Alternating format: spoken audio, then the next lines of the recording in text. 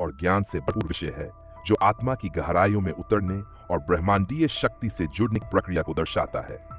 ये एक साधना है जो आत्मिक शुद्धि, मानसिक स्थिरता और आध्यात्मिक उन्नति के माध्यम से संभव होती है। जब कोई साधक इस मार्ग पर बढ़ता है तो उसे अपने भीतर की ऊर्जा को जागृत करना होता है, जिससे ब्रह्मांडीय चेतना से उसका सीधा संपर्क स्थापित हो सके।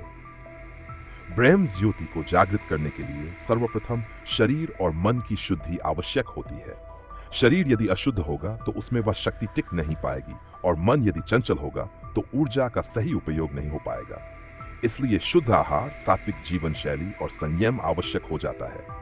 जब साधक इस मार्ग पर बढ़ता है तो उसे अहंकार, लोभ, मोह, वासना और अन्य सभी सांसारिक बंधनों से मुक्त होना पड़ता है। ये बाधाएं आत्मा को नीचे की ओर खींचती हैं और ब्रह्म ज्योति की ओर जाने से रोकती हैं। योग और ध्यान इस प्रक्रिया के अभिन्न अंग हैं। जब कोई साधक नियमित रूप से ध्यान करता है तो उसकी चेतना उच्च स्तर पर पहुंचने लगती है।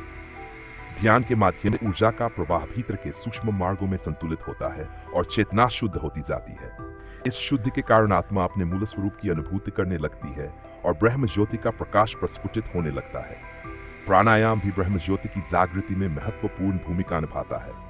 प्राणायाम से जीवन ऊर्जा का प्रवाह नियंत्रित किया जाता है और इसे उच्च स्तर तक उठाया जाता है।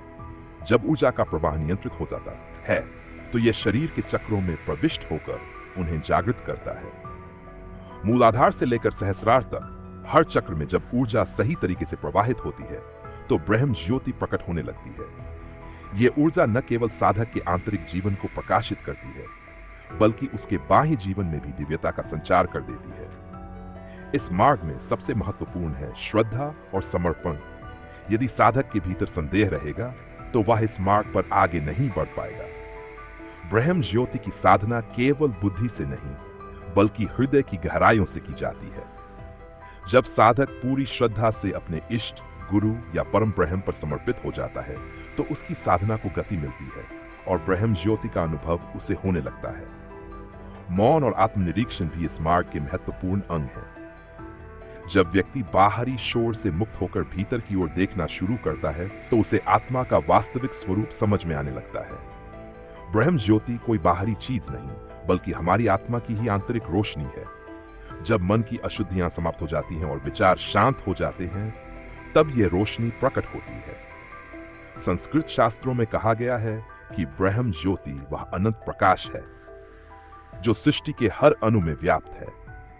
जब व्यक्ति अपनी चेतना को सीमित देह बुद्धि से ऊपर उठाकर अनंत अस्तित्व में विलीन करने लगता है तब उसे इस ज्योति की अनुभूति होती है। यह अनुभूति मात्र एक मानसिक कल्पना नहीं बल्कि एक सजीव और प्रत्यक्ष अनुभव होती है जिसे केवल वही समझ सकता है जिसने इसे अपने भीतर जागृत किया हो। इस मार्ग में गुरु का स्थान सर्वोच्च होता है। बिना गुरु के मार्गदर्शन के ये यात्रा कठिन हो सकती है क्योंकि आध्यात्मिक जगत के रहस्य गहन होते हैं और इन रहस्यों को समझने के लिए एक अनुभवी मार्गदर्शक की आवश्यकता होती है। गुरु वही होता है जो स्वयं इस प्रकाश में स्थित हो और जिसने इस मार्ग का साक्षात अनुभव किया हो।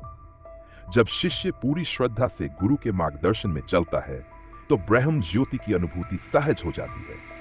कर्म की शुद्धि भी इस यात्रा में अत्यंत महत्वपूर्ण होती है।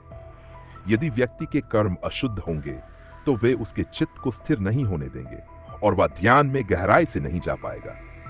इसलिए निस्वार्थ भाव से कर्म करना और अपने हर कार्य को ईश्वर को समर्पित करना इस साधना का एक अभिन्न अंग होता है। जब व्यक्ति निष्काम कर्म करता है तो उसके भीतर की नकारात्मकता समाप्त हो जाती है और उसकी चेतना ब्रह्म ज्योति की ओर उन्मुख होने लगती है।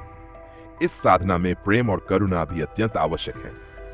जब व्यक्ति सभी प्राणियों में एक ही ब्रह्म को देखना शुरू कर देता है तो उसकी चेतना विस्तार पाने लगती है और ब्रह्म ज्योति उसके भीतर अधिक प्रकट होने लगती है।